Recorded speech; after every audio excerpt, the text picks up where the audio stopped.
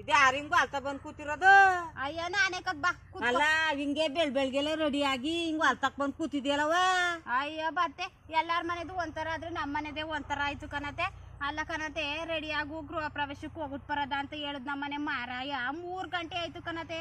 ಹೊಲ್ತಕ್ ಹೋಗಿ 10 ನಿಮಿಷಕ್ಕೆ ಮೋಟ್ರ್ ತಿರ್ಗು ಸುಟ್ಬತ್ತೀನಿ ಅಂತ ಬಂದ್ರು. 3 ಗಂಟೆ ಆದ್ರೂ ಬಂದಿಲ್ಲ. ಹೊಲ್ತ ಕುಡಿಕೊ ಬಂದೆ, ಇನ್ನೇನ್ ಮಾಡಿ ಬೇಜಾರಾಯ್ತು.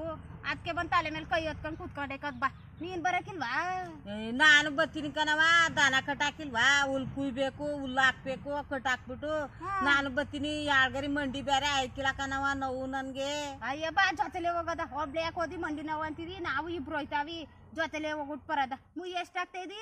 ಮುಯ್ 1,000 ಹಾಕದ ನಡಿಯವ. ಇನ್ನು 2 ಮಕ್ಳಿಲ್ವಾ, ಹಾಕಿದ್ರೆ ಆಯ್ತದೆ.